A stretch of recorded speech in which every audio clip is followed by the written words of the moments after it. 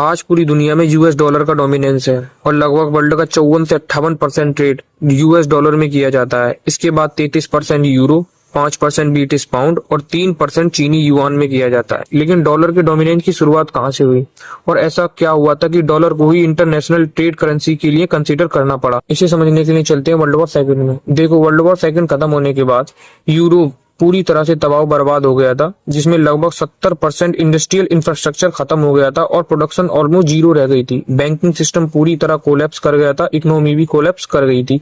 War का depth बहुत ज्यादा हो गया था, हाइपर इन्फ्लेशन देखने को मिलने लगी। और इन्हीं सबको देखते हुए इस वैक्यूम से निकलने के लिए अमेरिका एक सिस्टम लेकर आता है जिसे ब्रिटन वुड्स सिस्टम कहा जाता है, जिसमें IMF, world bank, US dollar as reserve currency, fix exchange rate system, dollar को गोल्ड में कन्वर्ट करना। ब्रिटन वुड्स सिस्टम को यूएसए ने 1944 में दुनिया के सामने रखा और 44 देश इस सिस्टम के अलाइड बने। इस सिस्टम को लाने का मेन मोटिव था एक stable currency exchange rate system लाना, फ्री इंटरनेशनल ट्रेड करना एंड वॉर रिकंस्ट्रक्शन को बढ़ावा देना। इस सिस्टम के थ्रू डॉलर को एक स्टेबल करेंसी कंसिडर किया गया और ऐसा इसलिए किया गया क्योंकि अकेले यूएस के पास दुनिया के लगभग 70% गोल्ड के रिजर्व थे, जिसे उसने वॉर के दौरान रिजर्व किया हुआ था।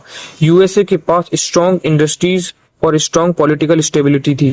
इन्हीं सबको देखते हुए डॉलर को गोल्ड के साथ लिंक कर दिया और एक आउंस गोल्ड को $35 के एक्सचेंज रेट पर फिक्स कर दिया गया। एक आउंस होता है लगभग 28.35 ग्राम के बराबर। इस सिस्टम के थ्रू दो बड़े फाइनेंशियल ऑर्गेनाइजेशन को भी बनाया गया था। पहला है IMF, international monetary fund. IMF का मेन मोटिव था ग्लोबल करेंसी की स्टेबिलिटी को मेंटेन करना, एक्सचेंज रेट को स्टेबल रखना, कंट्रीज को शॉर्ट टर्म लोन प्रोवाइड करना। इसे एक एग्जांपल से समझते हैं। फ्रांस के पास ट्रेड के लिए डॉलर नहीं है तो आईएमएफ फ्रांस को लोन देगा ताकि कंट्री की इंपोर्ट और इकोनॉमी एक्टिविटी चलती रहे। और सेकंड है वर्ल्ड बैंक। वर्ल्ड बैंक का मेन मोटिव था कि ये बैंक कंट्रीज को वॉर से डैमेज हुए इंफ्रास्ट्रक्चर, डेवलपिंग कंट्रीज की इकोनॉमिक ग्रोथ और प्रोजेक्ट्स को रीबिल्ड करने के लिए लॉन्ग टर्म लोन प्रोवाइड करेगा ताकि वो कंट्री स्टेबल हो सके। ब्रिटन वुड्स सिस्टम इंप्लीमेंट होने के बाद डॉलर वर्ल्ड की रिजर्व करेंसी बन गया था और इंटरनेशनल ट्रेड डॉलर में होने लगे थे। लेकिन 1971 में ब्रिटन वुड्स सिस्टम को अमेरिका खत्म कर देता है और अनाउंस करता है कि अब से कोई भी कंट्री डॉलर को गोल्ड में कन्वर्ट नहीं करा सकती है। लेकिन इसके बाद भी डॉलर का डोमिनेंस वर्ल्ड में बना रहता है क्योंकि इस टाइम तक पूरी दुनिया की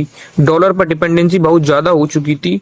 अब जिस कंट्री के पास डॉलर के रिजर्व थे वो आपस में ही डॉलर में ट्रेड करने लगे और ऐसा करना उनकी मजबूरी बन गया था क्योंकि ग्लोबल मार्केट में डॉलर के अगेंस्ट कोई भी उसका अल्टरनेटिव नहीं था। ट्रेड डॉलर में चलते रहे और डॉलर का वर्ल्ड में डोमिनेंस बरकरार बना रहा।